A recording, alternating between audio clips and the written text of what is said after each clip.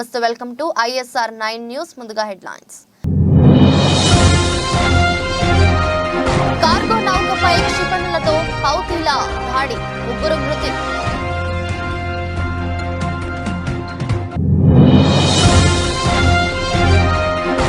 శ్రీనగర్కు ప్రధాని మోదీ, ఆర్టికల్ 370 రద్దు తర్వాత తొలి పర్యటన.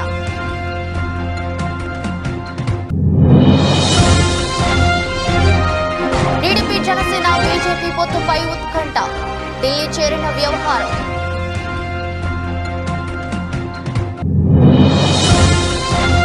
పవన్ కళ్యాణ్ కు చెక్ పెట్టేందుకు సీఎం జగన్ మాస్టర్ ప్లాన్, కాపు నేతలపై స్పెషల్ ఫోకస్ పెట్టిన జగన్ సర్కార్.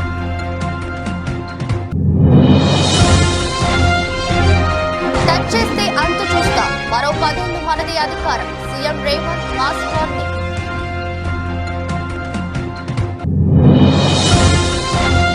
సొంత జాగా రేషన్ కార్డు ఉంటేనే ఇందిరమ్మ ఇల్లు, తొలి విడతలో 4.5 లక్షల మందికి ఇండ్లు ఇస్తామన్న మంత్రి పొంగులేటి.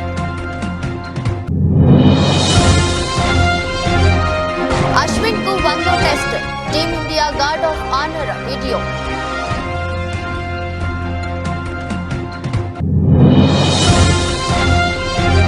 బాలీవుడ్ లో రికార్డు, 10 రోజుల్లో 100 కోట్లు మార్కు దాటిన మంజుమల్ బాయ్స్.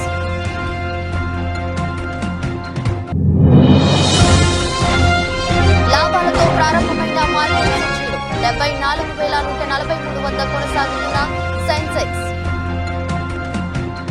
యెమెన్లోని హౌతీ తిరుగుబాటుదారులు నానాటికి రెచ్చిపోతున్నారు. హామస్ ఇజ్రాయెల్ యుద్ధం జరుగుతున్న క్రమంలో హామస్ కు మద్దతుగా ఎర్ర సముద్రం మీదుగా రాకపోకలు సాగించే వాణిజ్య నౌకలే లక్ష్యంగా దాడులకు తెగబడుతున్నారు. ఈ దాడుల్లో ఇప్పటి వరకు నౌకలకే నష్టం వాటిల్లింది. అయితే హౌతీ రెబెల్స్ జరుపుతున్న దాడుల్లో తొలిసారిగా మరణాలు సంభవించాయి. గ్రీస్ యాజమాన్యానికి చెందిన ట్రూ కాన్ఫిడెన్స్ కార్గో నౌక బార్బడోస్ జెండా చైనా నుంచి సౌదీ అరేబియాలోని జెడ్డాకు వెళ్తుంది. ఆ నౌకపై గల్ఫ్ ఆఫ్ ఎడెన్ హౌతీ తిరుగుబాటుదారులు క్షిపణులతో దాడి చేశారు. ఈ దాడిలో కార్గో నౌక తీవ్రంగా దెబ్బతినింది. ఈ ఘటనలో 3 సిబ్బంది ప్రాణాలు కోల్పోయారు.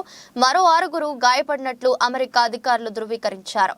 ఘటన జరిగిన సమయంలో నౌకలో సుమారు 20 మంది సిబ్బంది, 3 సాయుధ గార్డులు ఉన్నట్లు తెలిసింది. వారిలో భారత్ కు చెందిన 1, వియత్నాంగా చెందిన 4, ఫిలిప్పైన్స్ కి చెందిన 15 మంది సిబ్బంది ఉన్నట్లు నౌక యాజమాన్యం తెలిపింది. యెమెన్ నగరం ఎడెన్ కు 90 కిలోమీటర్ల దూరంలో ఈ దాడి జరిగినట్లు పేర్కొంది.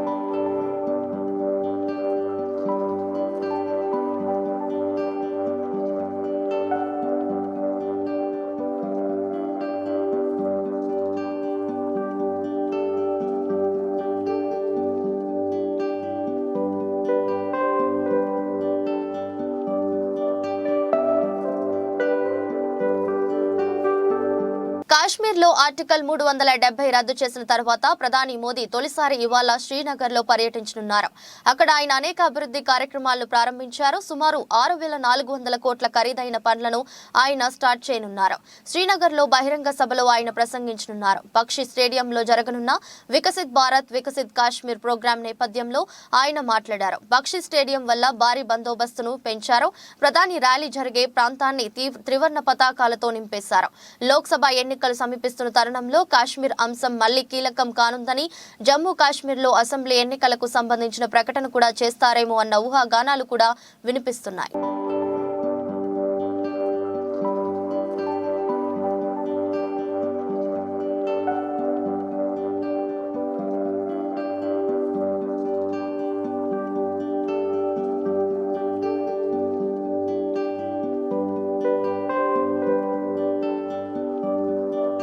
ఏపీలో పొత్తుల పంచాయతీ రసవత్తరంగా మారింది. బీజేపీతో టీడీపీ జనసేన కూటమి పొత్తు వ్యవహారం ఢిల్లీకి చేరింది. బీజేపీతో పొత్తు సంగతి తేలిన తర్వాతే TDP Janasena second list release చేయాలని చంద్రబాబు పవన్ కళ్యాణ్ నిర్ణయించారు. ఇవాళ సమావేశమైన ఇరు పార్టీల నేతలు పొత్తులు సెకండ్ లిస్టుపై దాదాపు గంటన్నర సేపు చర్చించారు. బీజేపీతో చర్చలు పూర్తయ్యాకే రెండో జాబితా విడుదల చేయాలని డిసైడ్ అయ్యారు. మరోవైపు నెక్స్ట్ లిస్టుపై బీజేపీ కోర్ కమిటీ ఇవాళ రేపు సమావేశం కానుంది. ఈ సమావేశాల్లో ఏపీలో టీడీపీలో పొత్తులపై క్లారిటీ వచ్చే అవకాశం కనిపిస్తుంది. ఏపీ బీజేపీ అధ్యక్షురాలు పురంధేశ్వరి ఇప్పటికే ఢిల్లీలో ఉన్నారు. ఇక చంద్రబాబు ఢిల్లీ టూర్ పై 2 రోజులుగా ఊహాగానాలు కొనసాగుతున్నాయి. పొత్తుల అంశంలో దాగుడు మూతలకు తెరపడే అవకాశం కనిపిస్తుంది. ఫిబ్రవరి 7వ తేదీ నుంచి అమిత్ షాను చంద్రబాబు కలిసినప్పటి నుండి పొత్తు ఉంటుందా ఉండదా అనే సంశయం ఇప్పటి వరకు కొనసాగింది. తాజాగా అందిన కీలక సమాచారం ప్రకారం చంద్రబాబు రేపు ఢిల్లీ వెళ్లనున్నారు. పవన్ కళ్యాణ్ కూడా వెళ్లనున్నారు. దీనిపై అధికారికంగా సమాచారం వచ్చింది. టీడీపీ లాంఛనంగా ఎన్డీఏలో చేరే అవకాశం ఉంది. ఆ తర్వాత సీట్ల సర్దుబాటు గురించి ఢిల్లీ పెద్దలతో చంద్రబాబు చర్చించే ఛాన్స్ ఉంది. అప్పుడు ఢిల్లీ పెద్దలు ఒక కమిటీ వేసి టీడీపీ జనసేనతో ఏపీలో సీట్ల సర్దుబాటుపై చర్చలను ముందుకు తీసుకెళ్లే అవకాశం ఉంది. అదంతా రాష్ట్ర స్థాయిలో జరిగే ఛాన్స్ ఉంది.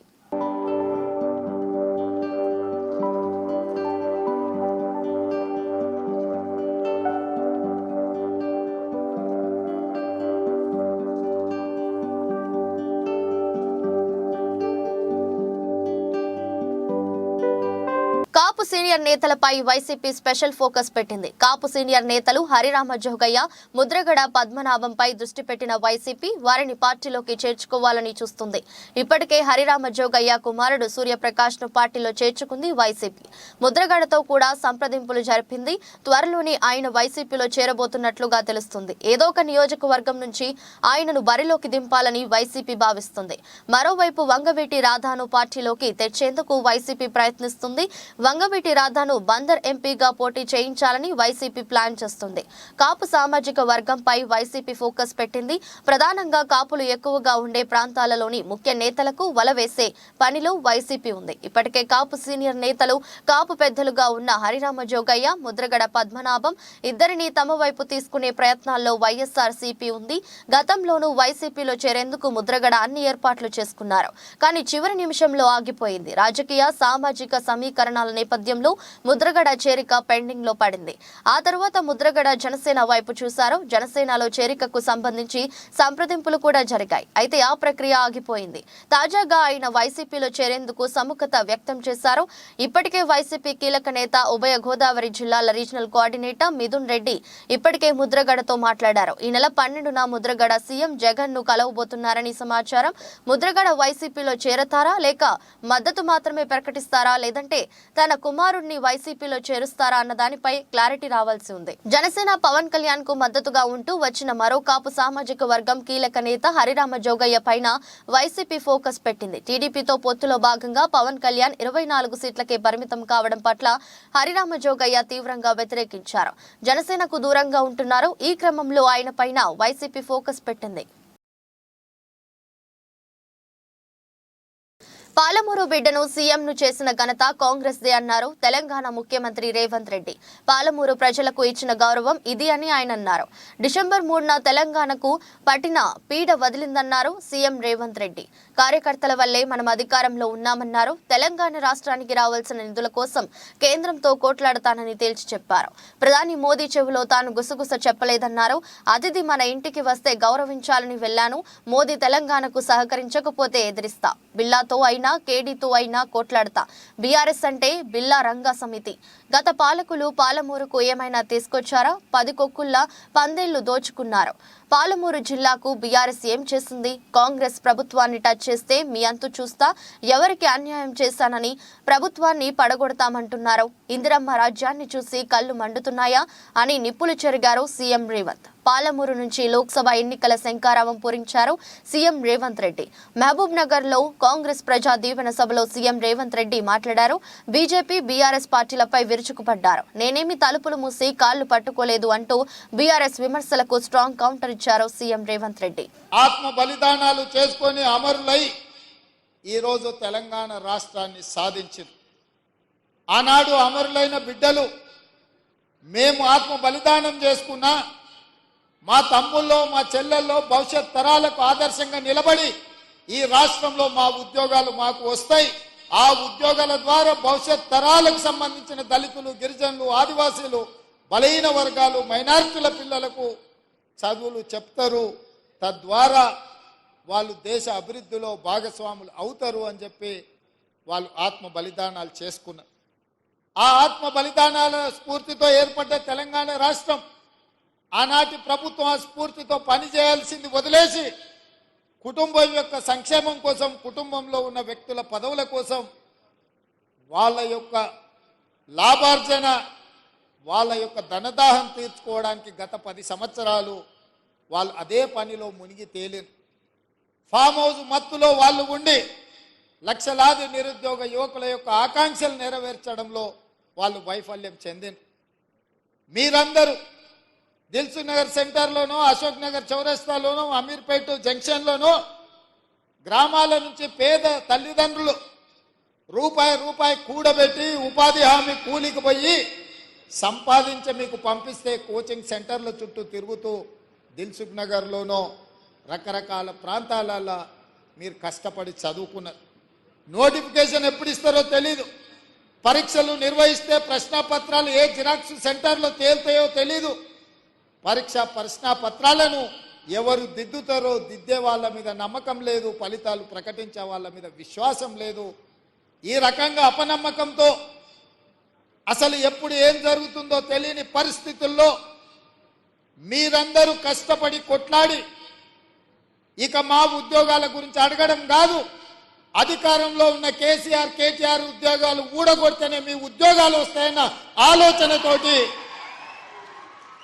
ఉద్యోగాలు అడగడం మానేసి తండ్రి కొడుకు, మామ అల్లుడు, కూతురు తండ్రి ఉద్యోగాలు సొంత జాగా ఆహార భద్రత కార్డు ఉన్న వారికే ఇందిరమ్మ ఇండ్ల పథకం కింద ఆర్థిక సాయం మంజూరు చేస్తామని గృహ నిర్మాణ శాఖ మంత్రి పొంగులేటి శ్రీనివాస్ రెడ్డి స్పష్టం చేశారు. తొలి విడతలో ఒక్కొక్క నియోజకవర్గంలో 3,500 చొప్పున మొత్తం రాష్ట్రంలో 4.5 లక్షల మందికి ఇండ్లు మంజూరు చేస్తామని చెప్పారు. ఈ నెల 11న భద్రాచలంలో రాములూరి సన్నిధిలో ముఖ్యమంత్రి రేవంత్ రెడ్డి ఈ పథకానికి శ్రీకారం చుడతారని తెలిపారు.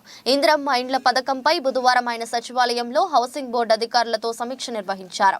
ఈ సందర్భంగా పొంగులేటి మాట్లాడుతూ తమ ప్రభుత్వం 6 గ్యారంటీల అమలులో భాగంగా ఇందిరమ్మ ఇండ్ల పథకం కింద ఇల్లు లేని వారికి ఇంటి స్థలం ఉన్న వారికి ఇంటి నిర్మాణానికి 5 లక్షల సాయం అందించడానికి అవసరమైన కార్యాచరణ ప్రారంభించిందని చెప్పారు. ఈ పథకాన్ని తెలంగాణ రాష్ట్ర హౌసింగ్ కార్పొరేషన్, జిల్లా కలెక్టర్లు, మున్సిపల్ కమిషనర్లు పర్యవేక్షిస్తారని తెలిపారు. తొలి విడతలో సొంత స్థలం కలిగిన వారికి ఇందిరమ్మ ఇండ్ల నిర్మాణానికి 5 లక్షల చొప్పున మంజూరు చేస్తామని స్పష్టం చేశారు. 400 చదరపు అడుగులకు తక్కువ కాకుండా ఇండ్లను నిర్మించాలని, హాలు, బెడ్రూమ్, వంటగది, బాత్రూమ్ తప్పనిసరిగా ఉండాలని చెప్పారు. మహిళల పేరు మీదనే ఇండ్లను మంజూరు చేస్తామని, ప్రజాపాలనలో వచ్చిన దరఖాస్తులను పరిశీలించి ఆహార భద్రతా కార్డు ఆధారంగా లబ్ధిదారులను ఎంపిక చేస్తామని వివరించారు. ఇందిరమ్మ ఇండ్ల నిర్మాణానికి సంబంధించిన మార్గదర్శకాలను వెంటనే విడుదల చేయాలని అధికారులకు సూచించారు. 3 కాలేజీల్లో కంటే ది బెస్ట్ కాలేజీగా ఈ నేలకొండపల్లి కాలేజీని చేస్తున్నాం. దీనికి కావాల్సిన నిధులు కానీ ఇతరత్ర తప్పకుండా ప్రభుత్వ పక్షాన సాయం తీసుకుంటాం. రోల్ మోడల్గా ఈ కాలేజీని చేసుకుంటాం. తెలంగాణ రాష్ట్రం ఏర్పడిన 10 సంవత్సరాలు ఏదైతే గత ప్రభుత్వ పరిపాలనలో విద్యని చిన్న చూపు చూశారు అన్నమాట నిజం. అన్ని రంగాల కంటే కూడా బడ్జెట్లో విద్య పట్ల కొంత నిధులు ఏర్పాటు చేసి తీరా నిధులు రిలీజ్ చేసే టైం వచ్చేసరికి బడ్జెట్లో పెట్టిన నిధుల్లో సగం కూడా ఖర్చు ఏదైనా ఖర్చు కాలేదంటే మళ్ళీ వచ్చే సంవత్సరం దీనికంటే ఎక్కువ ఫిగర్ చూపిస్తాడు. ఎవరికి ఈ అర్థం కాని కన్ఫ్యూజన్లో రాష్ట్రంలో విద్య డెఫినెట్గా వెనకపడింది అనేది చెప్పకనే తప్పదు. మీ అందరి ప్రేమ అభిమానాలతో ఏ ఇందిరమ్మ రాజ్యాన్ని తెచ్చుకున్నామో ఈ ఇందిరమ్మ రాజ్యంలో విద్యకి, వైద్యానికి పెద్దపీట వేయాలన్నదే ఈ ఇందిరమ్మ రాజ్యంలో మా అందరి ఆశయం. అది మీ కళ కూడా. ప్రతి ఇంటికి ఒక ఉద్యోగం వస్తుందని ప్రతి యువకుడు కలకన్నాడు. కానీ మాటలకే పరిమితమైంది గత ప్రభుత్వం. చేతల్లో నిరుప్రయోగంగా యువతని విస్మరించింది గత ప్రభుత్వం. ఈనాడు ఇందిరమ్మ రాజ్యంలో సుమారు మొదటి 85 రోజుల్లోనే 28,000 ఉద్యోగాలు ఇచ్చిన ఘనత ఈ రాష్ట్ర ప్రభుత్వాన్ని, ఇందిరమ్మ ప్రభుత్వాన్ని. ప్రైవేటు స్కూళ్ళని మరిపించే విధంగా గవర్నమెంట్ సెక్టార్లో ఉన్న స్కూల్స్ని నడిపించాలన్నది ఇందిరమ్మ రాజ్యం యొక్క చిత్తశుద్ధి. ఇటువంటి ప్రభుత్వాన్ని తప్పకుండా మీ దీవెనలతో వచ్చింది. మీ అండదండలు ఉన్నాయి. మంచి పరిపాలన ఇవ్వడానికి ఈ ప్రభుత్వం సిద్ధంగా ఉంది. ఈ ప్రభుత్వం కావాల్సిన అన్ని వసతుల్ని మేడం గారికి చెప్పడం జరిగింది. పై అధికారులతో కూడా అవసరమైతే మాట్లాడి ఎక్కడా నిధులు ఇబ్బంది లేకుండా. భారత senior spinner Ravichandran Ashwin career లో మరో మైలురాయికి చేరుకున్నారు. ఈ మధ్య 500 వికెట్ల క్లబ్ లో చేరిన ఈ ఆఫ్ స్పిన్నర్ 100వ టెస్ట్ మ్యాచ్ ఆడుతున్నాడు. ఈ సందర్భంగా ధర్మశాలలో హెడ్ కోచ్ రాహుల్ ద్రవిడ్ భారత జట్టు ఆటగాళ్లు అశ్విన్ ను ప్రత్యేక అభినందనలు తెలిపారు. కోచ్ ద్రవిడ్ 100వ టెస్ట్ క్యాంప్ ను అశ్విన్ కు బహుకరించాడు. అనంతరం అతడు భార్య ప్రీతి, 2 కూతుళ్లతో కలిసి ఫోటోలు దిగాడు. డ్రెస్సింగ్ రూమ్ నుంచి అశ్విన్ మైదానంలో అడుగు పెట్టేటప్పుడు టీమిండియా ఆటగాళ్లు ఇరువైపులా నిలబడి గార్డ్ ఆఫ్ ఆనర్ తో గౌరవించారు.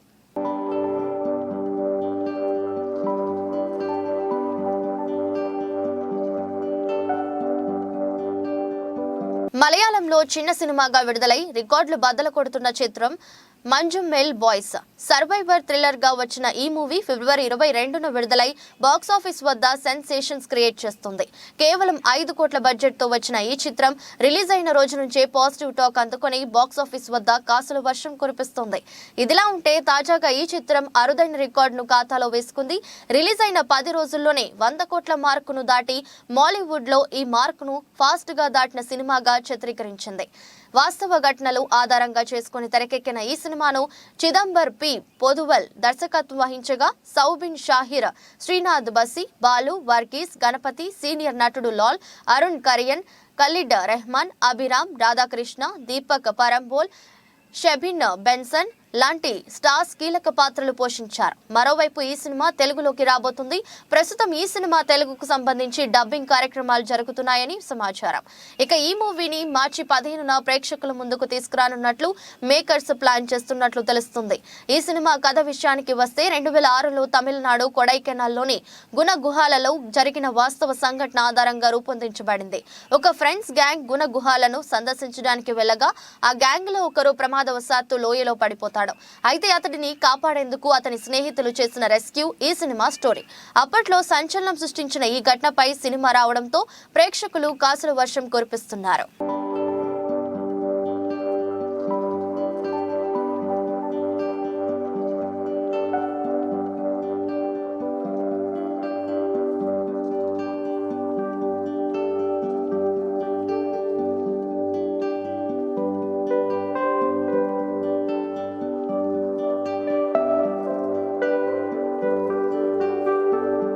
అంతర్జాతీయ మార్కెట్లలోని సానుకూల సంకేతాల మధ్య దేశీయ స్టాక్ సూచీలు గురువారం లాభాలతో ప్రారంభమయ్యాయి. ఉదయం 9:24 సమయంలో సెన్సెక్స్ 57 పాయింట్ల లాభంతో 74,143 వద్ద ట్రేడ్ అవుతుంది. నిఫ్టీ 15 పాయింట్లు పెరిగి 22,489 దగ్గర కొనసాగుతుంది. డాలర్తో పోలిస్తే రూపాయి మారకం విలువ 82.83 వద్ద ప్రారంభమైంది. సెన్సెక్స్ 30 సూచీలో JSW steel, Bajaj Finserv, Bajaj finance, Tata steel, SBI, Power Grid, Asian Paints, HUL, HDFC bank, Nestle India షేర్లు లాభాల్లో ట్రేడ్ అవుతున్నాయి. M&M, ICICI bank, Infosys, Reliance, TCS, Axis bank, Kotak Mahindra bank, IndusInd bank, UltraTech cement, Titan షేర్లు నష్టాల్లో కొనసాగుతున్నాయి. అమెరికా మార్కెట్లు బుధవారం లాభాలతో ముగిశాయి. నేడు ఆసియా పసిఫిక్ ప్రధాన సూచీలు సానుకూలంగానే ఉన్నాయి. జపాన్లో నిక్కీ సూచీ ఆరంభంలో రికార్డు గరిష్టాన్ని తాకింది. అంతర్జాతీయ మార్కెట్లో బ్యారెల్ బ్రెంట్ చమురు ధర $82.85 వద్ద ట్రేడ్ అవుతుంది. విదేశీ సంస్థాగత మదుపరులు బుధవారం నికరంగా 2,767 కోట్లు విలువ చేసే షేర్లను కొనుగోలు చేశారు. దేశీయ సంస్థాగత మదుపరులు సైతం 2,150 కోట్ల స్టాక్స్ ను కొన్నారు.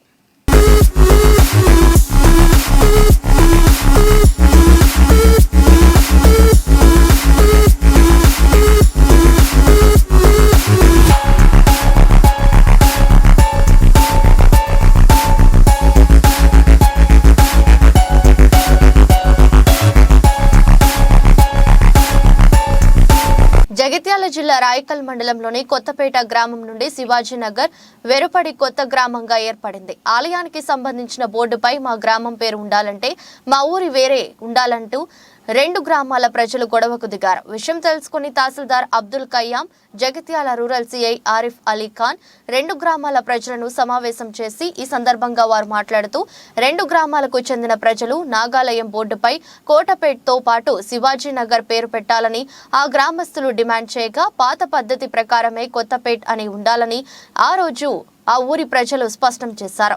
దీంతో సమస్యను ప్రభుత్వం దృష్టికి తీసుకెళ్తామని, అప్పటి వరకు ప్రజలు సమరస్యంగా ఉండాలని వారు సూచించారు. ఎవరైనా చట్ట వ్యతిరేక చర్యలకు పాల్పడితే కేసు నమోదు చేస్తామని సీఐ హెచ్చరించారు. ఈ కార్యక్రమంలో ఎస్ఐ అజయ్, ఆలయ ఈవో విక్రమ్, ఆర్ఐ పద్మయ్య, 2 గ్రామాల ప్రజా ప్రతినిధులు, గ్రామస్తులు తదితరులు పాల్గొన్నారు. అది నడరాకుండా అవుతుంది సార్. ఎప్పుడు నేను లక్ష పెట్టుకుంటా మంచిగా పెట్టుకున్నాను. అట్లా లేడీస్ పైసలు దానికే వెళ్ళిపోతున్నాయి. అన్ని బిల్లు ఇస్తాం.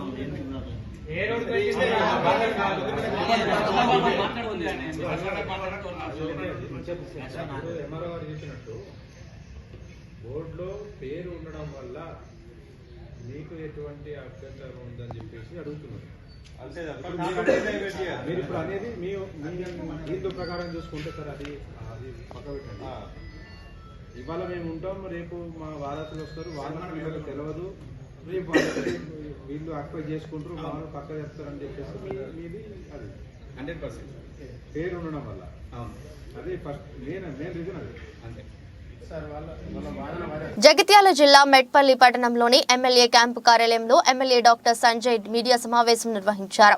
ఈ సందర్భంగా ఎమ్మెల్యే మాట్లాడుతూ 11/3/2024 కోరుట్ల నియోజకవర్గ యువకుల కోసం మెగా జాబ్ మేళా నిర్వహిస్తున్నామని, యువకులందరూ సద్వినియోగం చేసుకోవాలని కోరారు. అనంతరం జాబ్ మేళా పోస్టర్ ని ఆవిష్కరించారు. ఈ కార్యక్రమంలో మున్సిపల్ చైర్మన్, ఎంపీపీ, ప్రజా ప్రతినిధులు, కార్యకర్తలు తదితరులు పాల్గొన్నారు. మన కాన్స్టిట్యున్సీ యువకులకు మీ ద్వారా 11వ తారీఖు నాడు మెగా జాబ్ మేళా కండక్ట్ చేస్తా ఉన్నాము. దగ్గర 2000 ఉద్యోగాలు వస్తూ ఉన్నాయి. దగ్గర 50 కంపెనీలు కూడా వస్తూ ఉన్నాయి. ఆ రోజు ఎస్ఎస్సి దగ్గర నుండి పోస్ట్ గ్రాడ్యుయేషన్ విద్యార్థుల వరకు అన్నీ కూడా ఇన్ని రకాల జాబ్స్ ఉన్నాయి. మన వెంకటరెడ్డి ఫంక్షన్ హాల్ మెట్పల్లిలో పొద్దున్న 9 గంటలకు స్టార్ట్ అవుతుంది. దయచేసి నా రిక్వెస్ట్ ఏంటంటే అందరూ కూడా రిజిస్ట్రేషన్ 11 లోపల అయిపోతుంది. మేళా కంటిన్యూ అవుతుంది సాయంత్రం వరకు, కానీ రిజిస్ట్రేషన్స్ మాత్రం పొద్దున 11 లోపలే రిజిస్ట్రేషన్స్ అన్నీ అయిపోతాయి. ఇంకో QR కోడ్ కూడా మేము ఇస్తూ ఉన్నాం. ఇప్పుడు వాళ్ళకి కావాల్సి డైరెక్ట్లీ కూడా రిజిస్ట్రేషన్ చేసుకోవచ్చు. సో దయచేసి మా విద్యార్థులందరికీ కూడా నా రిక్వెస్ట్, విద్యార్థులకు, యువకులకు, 10th పాస్ అయిన వాళ్ళకి, ఇంటర్మీడియట్ వాళ్ళకి, డిగ్రీ చేసిన వాళ్ళకి, పోస్ట్ గ్రాడ్యుయేషన్ చేసిన వాళ్ళకి, వీళ్ళందరికీ కూడా అవకాశాలు ఉన్నాయి. ఇప్పుడు ఈ ఉద్యోగాల్లో హైదరాబాద్ నుండి దగ్గర 50 కంపెనీలు వస్తూ ఉన్నాయి. సో దయచేసి దాన్ని తప్పకుండా అందరూ కూడా వినియోగించుకోవాలి. మీకు తెలిసిన వాళ్ళకి కూడా మీరు చెప్పండి. దయచేసి దీనికి కొద్దిగా మంచి పబ్లిసిటీ ఇవ్వండి. వార్తలు ముగించే ముందు మరోసారి హెడ్లైన్స్. కార్గో నౌకపై క్షిపణులతో హౌతీల దాడి, 3 మృతి.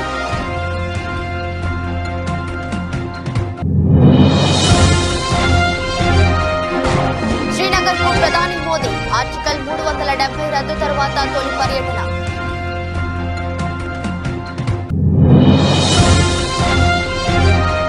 టీడీపీ, జనసేన, బీజేపీ పొత్తుపై ఉత్కంఠ, ఢిల్లీ చేరిన వ్యవహారం.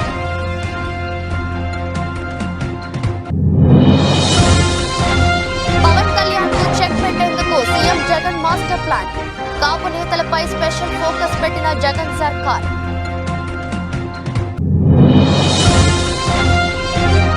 టచ్ చేస్తే అంతు చూస్తా, మరో 10 ఏళ్లు మనది అధికారం, CM Revanth mass warning.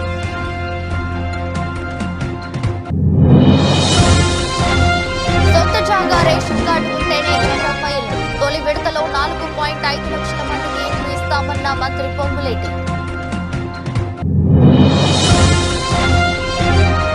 Ashwin కు 100వ test, team India guard of honour video.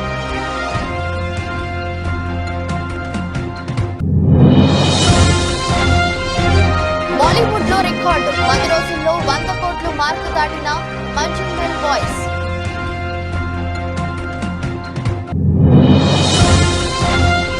లాభాలతో ప్రారంభమైన మార్కెట్ సూచీలు 74,143 వద్ద కొనసాగుతున్న సెన్సెక్స్. ఇది రోజు బులెటిన్. మరో బులెటిన్లో మళ్ళీ కలుద్దాం. అంతవరకు సెలవు. నమస్కారం.